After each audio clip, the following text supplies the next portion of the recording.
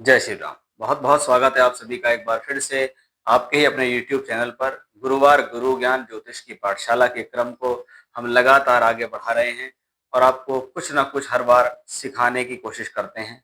जितने भी ज्योतिष प्रेमी हैं, जितने भी ज्योतिष के विद्यार्थी हैं, वो इन सब वीडियोस के द्वारा स्टेप बाय स्टेप ज्योतिष को यहाँ सीखने की कोशिश कर रहे हैं। हमने टॉपिक छेड़ा था पिछली बार ग्रहों की दृष्टियों के बारे में। मंगल ग्रह की दृष्टियों के बारे में हमने पिछले वीडियो में बात की कि मंगल ग्रह की दृष्टि क्या है, क्यों है और किस तरीके से वो फल देती है। आज के इस वीडियो में हम आपको बताएंगे कि गुरु ग्रह और उनकी दृष्टियों के बारे में। और जैसा कि मैं हमेशा से पहले कहता हूं कि आप किसी की दृष्टि को देखने से पहले पहले उस व्यक्ति को देखो।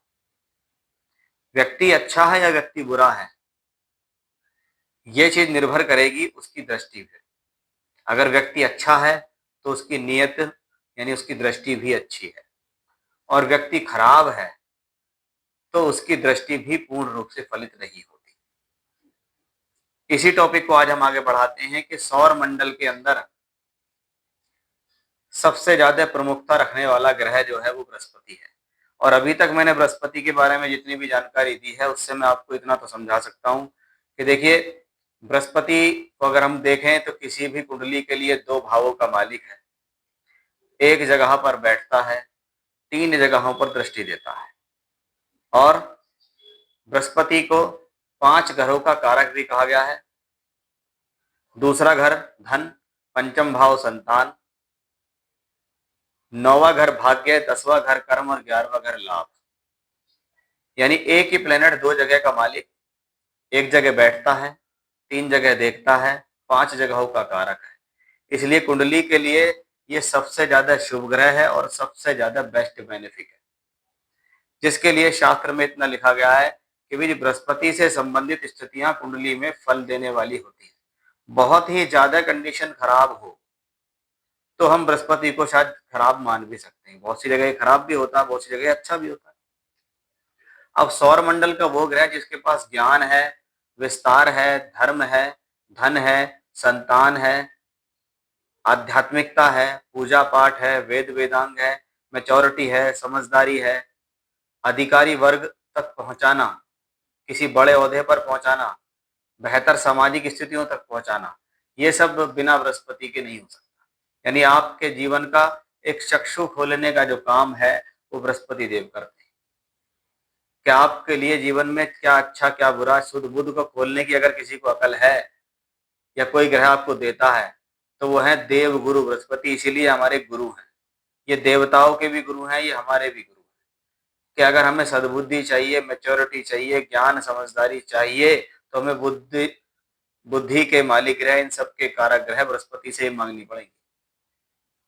अगर हमें लॉजिक चाहिए, तर्क चाहिए, एजुकेशन चाहिए तो हम बुद्ध से कह सकते हैं, लेकिन बृहस्पति से हम ये चीजें नहीं मांग। बृहस्पति से ये सारी चीजें मिलती है जो मैं आपको बता रहा हूँ। कोई भी ग्रह सामान्य तौर पर अपनी सातवीं दृष्टि से देखता है, जस्ट सामने। लेकिन यहाँ पर दो स्पेशल एस्पेक्ट्स प्राप्त हुए हैं बृहस्पति को। जैसे मंगल को चौथा और आठवां एस्पेक्ट प्राप्त हुआ, ऐसे ही बृहस्पति को भी पांचवा और नौवां एस्पेक्ट प्राप्त होता है। अब पांच और नौ ही क्यों? जैसा कि मैं हमेशा से आपको बताता हुआ आ रहा हूं कि जितने भी धन योग, राजयोग, दृष्टियां, ये सब कुछ है, ये काल पुरुष की जो कुंडली है, मेष लगन की जो कुंडली काल पुरुष की है, इसको ध्यान में रखते हुए ये चीजें निर्धारित की जाती है। इसलिए कोई भी राजयोग, धन योग जीवन में भविष्य में समझना है और जानना है तो उसको ये समझो कि ये यहां से निकल के आया है, क्योंकि सारी चीजें इसी से जुड़ी हुई है। इसलिए हमें काल पुरुष के चार्ट को हमेशा से समझना चाहिए। अब शास्त्रकारों के अनुसार बृहस्पति को अगर हम लगन में बिठाते हैं, यहाँ पर कोई भी लगन हो, XYZ कोई लगन हो, हम यहाँ थोड़ी देर के लिए समझते हैं कि कोई लगन नहीं है, सिर्फ ये खाली जगह पड़ी है, ना इस पर कुछ लिखा हुआ है, और यहाँ पर गुरु बैठ जाता है। तो जब मैंने आपको कारक पढ़ाए तो सबसे पहले मैंने आपको पढ़ाया था कि गुरु लगन का कारक है। अब लगन के कारक के बारे में शास्त्र कहता है लगन कुंडली का सबसे पवित्र भाव है। ये केंद्र में भी आता है, ये त्रिकोण में भी आता है, और इसको लगन भी कहते हैं। यानी अकेले लगन में बहुत सारी महत्ता है कि लगन के आगे एक प्लस का साइन लगाओ तो लिखोगे त्रिकोण, एक और प्लस का साइन लगाओगे तो लिखोगे केंद्र। कि लगन के आगे 2 प्लस के साइन लगे हुए हैं, इसलिए ये प्लस के साइन बाकी किसी को नहीं मिलते, ये सिर्फ लगन को मिलते हैं। यहां पर बैठा हुआ कोई भी ग्रह अपनी तरफ से कोशिश करता है बेहतर करने की, इसलिए शास्त्र में कहा गया कि लगन में बैठा हुआ बृहस्पति दिग्बली होता है, और दिग्बली का मतलब है डायरेक्शनल स्ट्रेंथ देने वाला ग्रह, सही समय पर सही गाइड करने वाला ग्रह, सही समय पर सही ज्ञान देने वाला ग्रह। ये आपको समय समय पर ज्ञान और बुद्धि और मैच्योरिटी देगा। इसलिए सभी ग्रहों को लगन से बिठा के उनकी दृष्टियां निर्धारित की है कि बृहस्पति ग्रह अगर लगन में बैठता है तो उसकी 5, 7 और 9 की दृष्टि आती है। अगर आप देखो तो ये एक बहुत शुभ ट्रायंगल बन जाता है। यानी ये बात पक्की है कि बृहस्पति कुंडली में किसी भी भाव में बैठे वो एक ट्रायंगल क्रिएट करते हैं, और ट्रायंगल हमेशा वो होते हैं जिनको हम त्रिकोण कहते हैं, और त्रिकोण का संबंध हमेशा से ज्योतिष शास्त्र में लक्ष्मी से किया जाता है। यानी फिर से चीजें क्रिएट हो रही हैं कि अगर बृहस्पति धन के कारक हैं तो धन को संभालने की जिम्मेदारी बृहस्पति के अलावा किसी ग्रह पे है ही नहीं, इसलिए इसको त्रिकोणीय सिद्धांत कह सकते हैं। और इसको काल पुरुष से ही समझा जा सकता है कि लग्न में अगर बृहस्पति बैठेगा तो 5वीं और 9वें घर से बैठ के ट्रायंगल बनाएगा। यानी यहां पर आके उस ग्रह की जिम्मेदारी बन जाती है आपके 5 और 9 को स्पेशली संभालने की। तो 7 को तो वो देखेंगे ही, लेकिन पहले में बैठकर 5 और 9 को दृष्टि देता है तो ट्रायंगल बनाता है। इसी तरीके से बृहस्पति किसी भी भाव में बैठ सकता है। अगर बृहस्पति 10वें घर में बैठता है तो दूसरे घर और छठे घर को दृष्टि देता है, तो वो फिर 2, 6, 10 से ट्रायंगल बनाएगा। तीसरे में बैठेगा तो 3, 7, 11 से ट्रायंगल बनाएगा। चौथे में बैठेगा तो 4, 8, 12 से ट्रायंगल बनाएगा। अब बृहस्पति के लिए कुछ शास्त्रकार कहते हैं कि उसका बैठना और देखना दोनों शुभ है, कुछ कहते हैं बैठना इतना अच्छा नहीं है, दृष्टि हमेशा से शुभ है। ये चीजें आपको भी स्वयं देखनी पड़ेंगी पत्रिकाओं के अंदर कि भाई किसी की कुंडली अगर आई आपके सामने और उसको बृहस्पति की दशा चली गई, जीवन में उसने दशा भुगत ली, तो वो दशा उसकी कैसी गई, कि भाई जहां पर बैठा है और जहां पे देखता है वहां की स्थितियां क्या थी। कि अगर फॉर एग्जाम्पल बृहस्पति 10वें घर में बैठा है तो उससे पूछो कि 10वें घर में प्रोफेशनल लाइफ होती है, तो वो प्रोफेशनल लाइफ आपकी अच्छी हुई, उसने दूसरे घर पे देखा तो धन दिया, छठे घर पे देखा तो रोग ऋण शत्रु को कंट्रोल किया क्या, क्योंकि बृहस्पति की बैठने और देखने की दोनों की स्थितियां शुभ है, उसका काम है शुभ कल्याण करना, इसलिए बृहस्पति की दृष्टियां शुभ मानी गई। शास्त्र में इतना तक भी कहा गया है कि बृहस्पति की दृष्टि ऐसे भाव पर पड़ जाए जो भाव अशुभ है, जैसे कोई भाव फॉर एग्जाम्पल पीड़ित है, चौथा भाव कुंडली में पीड़ित है, वहां अशुभ ग्रह बैठे हुए हैं, लेकिन अगर बृहस्पति की दृष्टि पड़ गई वहां तो वो उस भाव से संबंधित जो प्रॉब्लम्स हैं उसको कम करने में सहयोग करेंगे। ये काम होता है बेस्ट बेनिफिक प्लेनेट का, कि भी बृहस्पति जैसा बेस्ट बेनिफिक जो प्लेनेट है वो ही ये काम कर सकता है। इसलिए बृहस्पति को अगर लगन में बिठाते हैं तो सबसे पहली बात आपके लिए है कि अभी लगन से ही हम सारी चीजें देख रहे हैं। काल पुरुष इसका एग्जाम्पल बनाया गया कि भी यहां से 5वीं, 7वीं और 9वीं ये 3 एस्पेक्ट उसको प्राप्त हो जाती है।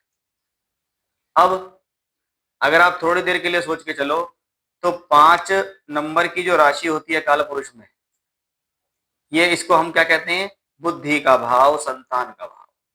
और 9 नंबर की जो राशि होती है इसे हम क्या कहते हैं, धर्म त्रिकोण, लक्ष्मी त्रिकोण, भाग्य का, गुरु का भाव है। तो भी हम यही समझ सकते हैं कि भाई अगर बुद्धि चाहिए, ज्ञान चाहिए, शिक्षा चाहिए और संतान चाहिए तो उसकी जिम्मेदारी 5वें घर में है। तो बृहस्पति की इन भावों से पड़ रही दृष्टि इन चीजों को पूर्ति करती है कि अगर पत्रिका के अंदर आपको बुद्धि चाहिए, ज्ञान चाहिए, संतान चाहिए, तो आपको बृहस्पति के बिना वो चीज मिलती नहीं है।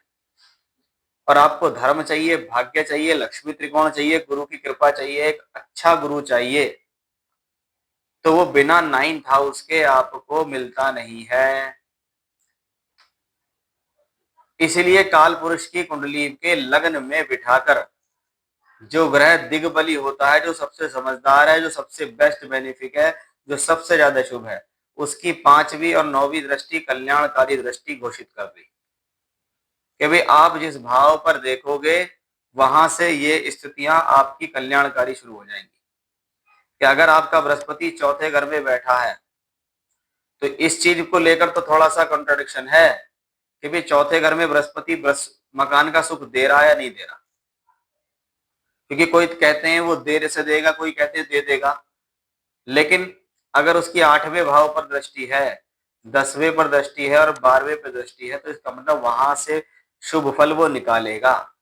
अगर वो 8th हाउस पे देखता है तो वो आपको पारिवारिक संपत्ति, पैतृक संपत्ति, गूढ़ ज्ञान, छुपा हुआ रहस्य, कोई ऐसा ज्ञान, हायर एजुकेशन, शोध, पैतृक संपत्ति का प्राप्त होना, बहुत बार ससुराल पक्ष से धन प्राप्त होना संभव है। इवन पैतृक संपत्ति से रिलेटेड कोई प्रॉब्लम्स भी चल रही हैं तो उनको सॉर्ट आउट करता है। वहीं कर्म भाव पर दृष्टि है तो कर्म, कार्यक्षेत्र, नौकरी, व्यापार की आने वाली अड़चनों को दूर करेगा। 12वें घर पे दृष्टि है तो टूर, ट्रेवलिंग, यात्रा, एक्सपोर्ट इंपोर्ट, विदेश, दूर स्थान से जोड़कर काम कराना, ये सब कुछ हमें इस 10वें इस बृहस्पति से दिखता है। इसलिए बृहस्पति जहां बैठेगा वहां ट्रायंगल बनाएगा और उसका काम है अच्छे भावों को देखना तो कल्याण करना, और खराब भावों को देख रहा है, फॉर एग्जाम्पल 10वें घर से बैठ के छठे को रहता तो वो आपको कोशिश करेगा रोग, ऋण, शत्रु से मुक्त करने की, क्योंकि उसकी शुभ एस्पेक्ट उस पर जा रही है। रोग है तो उसको दूर करेगा, ऋण है तो उसको ज्यादा दिन तक नहीं रहने देगा, शत्रु है तो उसको समझदारी और ज्ञान से दूर कर देगा। तो ये चीजें कहां से आती हैं? ये हमें बेस्ट बेनिफिट बृहस्पति से ही मिलती है। कि अब ऐसी कंडीशन में अगर आप देखेंगे तो गुरु ग्रह को अगर आप लगन में बिठाते हैं तो उसकी 3 दृष्टि हमें प्राप्त होती हैं, 5, 7 और 9। तो वो उसकी पूर्ण जिम्मेदारी ले लेता है। इसलिए बृहस्पति का काम है किसी भी चीज को बेहतर करना और संतुलन करना। वो अपनी दृष्टियों में शुभ एस्पेक्ट लेते हैं, वो अपनी दृष्टियों से एक ट्रायंगल बनाते हैं। वो जो ट्रायंगल है एक ऊर्जा का प्रवाह करता है, वो जो ट्रायंगल है वो आपके जीवन में बेहतर स्थितियों को करता है। इसलिए बृहस्पति को लगन में बिठाकर उसकी दृष्टियां निर्धारित की गई हैं। अब जैसा कि मैं हमेशा कहता हूं कि भाई हमेशा से ये कोशिश करो, सबसे पहले ये देखो कि जिस ग्रह के बारे में आप देख रहे हो वो शुभ है या अशुभ है। अगर वो ग्रह शुभ है तो उसकी दृष्टियां भी शुभ है, और वो ग्रह अशुभ है तो उसकी दृष्टियों में कमी है। यहां हम बृहस्पति को पूर्ण रूप से कभी नहीं कहेंगे कि ये एक खराब ग्रह हो गया, ये पीड़ित ग्रह हो सकता है। अगर बृहस्पति कुंडली में 6, 8, 12 में बैठा हो, अस्त हो जाए, शत्रु की राशि में हो, राहु केतु एक्सेस पे आ जाए, पाप प्रभाव में हो, तो वो पीड़ित गुरु हो सकता है। लेकिन फिर भी उसकी दृष्टियां आपके लिए कल्याणकारी रहेंगी, क्योंकि उस ग्रह का स्वभाव है कि वो आपका अहित नहीं चाहता, वो आपको नुकसान नहीं चाहता। इसलिए अगर जीवन में किसी भी भाव से संबंधित रिजल्ट नहीं मिल रहे हैं तो उसमें ये अवश्य चेक करो कि वो बृहस्पति हमें है। फॉर एग्जाम्पल चौथे घर पे बृहस्पति की दृष्टि है तो एक बात जरूर समझ में आती है कि चाहे कितनी भी हालत खराब हो चौथे घर की, लेकिन ये आपको रहने का घर तो दे देगा। किराए पे भी रह रहे होगे लेकिन फिर भी सुकूनियत दे देगा कि चलो भी किराए के मकान का जुगाड़ तो हो गया। या अच्छी स्थिति हो जाती है तो रहने का घर भी दे सकता है, चाहे छोटा सा ही घर हो, कोई 40 गज, कोई 50 गज में रह रहा है, कोई और छोटे मकान, लेकिन रहने की जगह तो दे रहा है। अब चौथा भाव भी ठीक है, गुरु भी ठीक है और दृष्टि भी ठीक है, तो अच्छा और बड़ा मकान भी दे देता है। लेकिन किसी भी भाव के लिए अगर अच्छे फल जानने हैं, लेने हैं, तो सबसे पहले पत्रिका में ये जरूर देखो कि बृहस्पति का संबंध अगर उस भाव से हो रहा है। जैसे फॉर एग्जाम्पल बृहस्पति को हम दूसरे घर और 11वें घर का कारक कहते हैं। दूसरा घर वो धन है जिसको मैं कलेक्ट करके रखता हूं और 11वां घर वो धन है जिसमें मेरी इनकम होती है। अब अगर इनसे गुरु का संबंध है तो हम समझ लेंगे अगर दूसरे घर को धन दे रहा है तो इस व्यक्ति के पास पैसा जुड़ेगा, इस व्यक्ति के पास पैसा आएगा, इसे जब भी जरूरत पड़ेगी पैसे की इसके साधन बन जाएंगे। ये प्लेनेट हर समय इसको किसी न किसी रूप से पैसा दिलाएगा। दूसरे घर से है तो घर के, कुटुंब के, परिवार के लोग उसको हेल्प करेंगे, नहीं तो कोई ना कोई साधन ऐसा बनेगा जहां से पैसा मिलेगा। और अगर 11th हाउस से बृहस्पति की दृष्टि संबंध है तो सोर्स ऑफ इनकम को बनाए रखने की जिम्मेदारी उसकी है। वो आपको किसी न किसी तरीके से जीवन के अंदर सोर्स ऑफ इनकम देता रहेगा, धन से संबंधित स्थितियां आपको प्रदान करता रहेगा, ऐसा गुरु। इसलिए क्योंकि बृहस्पति धन संबंधित है। अब पांचवें और नौवें घर से अगर बृहस्पति का संबंध है तो ये लक्ष्मी त्रिकोण है। पंचम भाव मेरे पूर्व पुण्य है, यहां से मेरी आत्मा का प्रवेश होता है, और नवम भाव से मेरी आत्मा का निकास होता है। यानी ये वो भाव है जिनसे ईश्वरीय कृपा से पैसा आता है। जैसे कुछ लोग परिवार से ही धनाढ्य होते हैं, तो आप जरूर देखना उनकी हॉरोस्कोप उठा के, कि भी उनकी हॉरोस्कोप का जो कनेक्शन है वो बृहस्पति का 5-9 से कोई ना कोई कनेक्शन जरूर आता है, कि बृहस्पति पांचवें भाव या उसके स्वामी को दृष्टि देगा, या बृहस्पति नवम भाव या उसके स्वामी को दृष्टि देगा। तभी आप ये कह सकते हैं कि ये पारिवारिक रूप से भी रईस है, और इसके ऊपर ईश्वर की कृपा है, इस पर लक्ष्मी की कृपा है, ये तो जब से पैदा हुआ तब से पैसे में खेल रहा है। किसी भी हॉरोस्कोप का आप उठा लेना। इसलिए मैंने आपको 3 ऐसे भाव बताए, 4, दूसरा और 11वें घर से पैसा कैसे आएगा, और 5वां और 9वें का सहयोग इसमें क्या है, कि ये लक्ष्मी त्रिकोण है, ये ईश्वर की कृपा के हैं। इसलिए मैंने जब आपको शुरू में समझाया था, तो भैया जो त्रिकोण भाव होते हैं ना, वो सबसे बली होते हैं। उसमें जी भी 159 को हम धर्म त्रिकोण कहते हैं। और जब धर्म त्रिकोण की बात आती है तो सीधी सीधी बात है, ये आपके पिछले जन्म के पूर्व पुण्यों से कहानी जुड़ी हुई है, कि आपको ये सब चीजें प्राप्त हो रही हैं, आपको ये सब चीजें मिल रही है। इसको कहते हैं ये तो भाग्यशाली आदमी है, क्योंकि इसके बृहस्पति का जो कनेक्शन है वो 5 और 9 से है। 5th house 5th Lord, 9th house 9th Lord से, और 2nd house 2nd Lord, 11th house और 11th लॉर्ड से होगा। उसका क्या कनेक्शन है वो भी मैंने आपको बताया।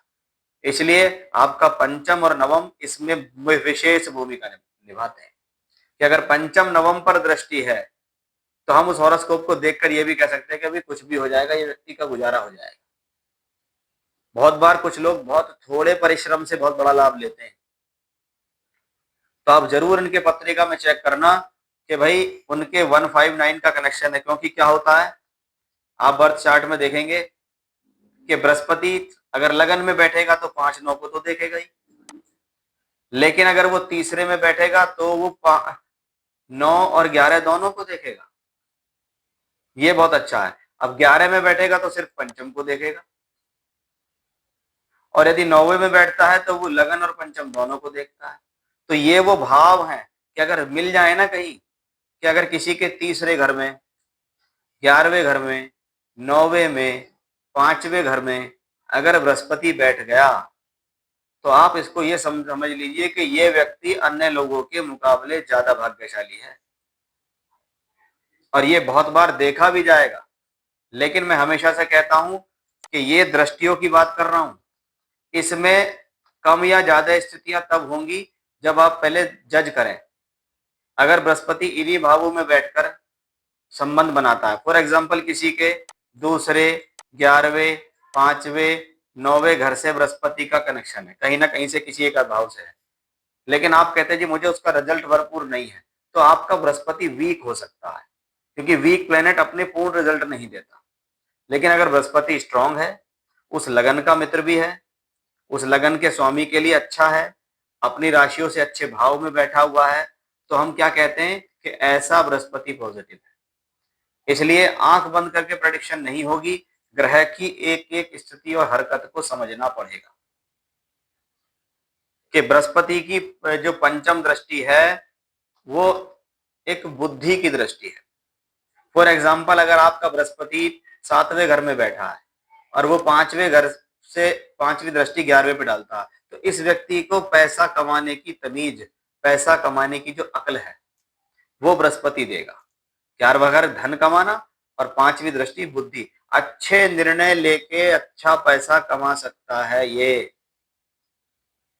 अगर वो बृहस्पति 10म भाव में बैठा है तो दूसरे घर को दृष्टि देता है। धन कमाएगा बोलचाल से, बुद्धि से, वाणी से। इसलिए बहुत बार डॉक्टर्स, लॉयर, पब्लिक डीलिंग करने वाले, सेल्स मार्केटिंग करने वाले, पब्लिक से ज्यादा बोलचाल करने वाले, एजुकेशन के क्षेत्र से जुड़े हुए लोगों के 10वें घर से बृहस्पति का कनेक्शन बहुत देखा गया। तो ये चीजें कहां से आती हैं? ये चीजें इसी बृहस्पति से आती हैं, कि आपका बृहस्पति, फॉर एग्जाम्पल आप कहने लोगों जी मेरा बृहस्पति तो 6ठे घर में बैठा है, 6ठे घर में बैठा है और अपनी पंचम दृष्टि डालता है 10वें भाव पर। छठा घर रोग ऋण शत्रु का, और दृष्टि है पांचवी कर्म भाव पे, यानी उसका प्रोफेशनल रोग ऋण शत्रु से संबंधित हो सकता है, डॉक्टर हो सकता है, लॉयर हो सकता है, वकील हो गया, वकालत से संबंधित हो गया, कोई पॉलिसी बेच रहा है, कोई हेल्थ पॉलिसी बेच रहा है, कोई हेल्थ डिपार्टमेंट में काम कर रहा है।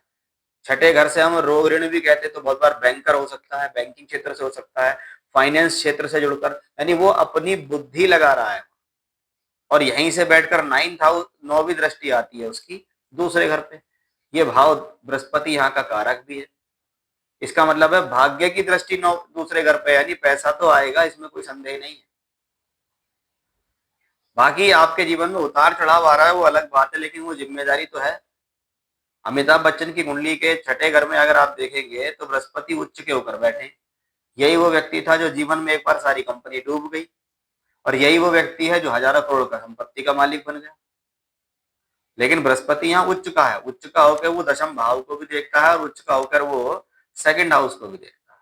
अब उनकी प्रोफेशनल लाइफ में उनकी बोलचाल का बहुत ज्यादा रोल है। अब दूसरे घर और 10वें घर दोनों से बृहस्पति का संबंध है, तो चीजों को देखना और समझना आपको आना चाहिए कि दृष्टियां कैसे और क्या कर रही है। अगर 7वीं दृष्टि किसी पर है तो उस भाव से संबंधित जो चीजें हैं उनको वो पॉजिटिव करेगा, उस ग्रह का ये काम है। और बृहस्पति की दृष्टियां श्रापित दृष्टि नहीं है, बृहस्पति की दृष्टियां किसी भी चीज को जोड़ने की दृष्टियां हैं। अगर 9वीं दृष्टि है तो वो उसका भाग्य बनाने की दृष्टि है।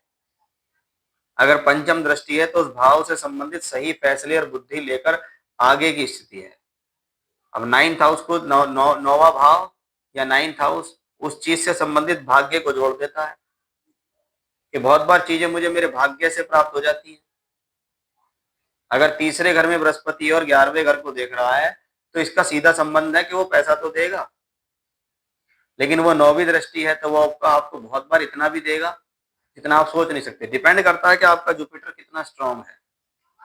तो ये सब चीजें आपको बृहस्पति की चीजें दिलाती हैं। इसलिए बृहस्पति की दृष्टि लग्न से बैठकर ही निर्धारित हुई। वो जिस भाव में बैठते हैं उस भाव से संबंधित स्थितियों की स्थिति, जैसा बृहस्पति फॉर एग्जाम्पल 12वें घर से बैठा। अब 12वां घर किसका है? खर्च और नुकसान का भाव, यानी व्यक्ति को अपने ज्ञान को ज्यादा खर्च करना पड़ेगा, ऐसा समझ लो। लेकिन उसकी दृष्टि 5वीं कहाँ है? संतान की तरह अपने परिवार की केयर करता है, क्योंकि 5वीं दृष्टि क्या है? शुभ दृष्टि है और संतान भाव की दृष्टि है। तो क्या है? अपने परिवार की संतान की तरह बड़ी केयर करता है। और अगर वो लड़की की कुंडली में हो तो अपने परिवार के भी, मायके और ससुराल दोनों की केयर करता है। 8वें घर को दृष्टि अगर देगा तो सीधी बात है ये भाग्य की दृष्टि है। 8th हाउस अगर मेरी अड़चन दुविधा परेशानी का है तो 8वें घर से लड़ते हुए, खोज करते हुए, रिसर्च करते हुए जीवन में आगे बढ़ता है ये बृहस्पति। तो ये चीजें कहां से आएंगी? आपको उस प्लेनेट की दृष्टियों को समझना है कि उसकी 5वीं दृष्टि और 9वीं दृष्टि क्या है, और उसको अपने आप चीजों को निकाल कर लाना है।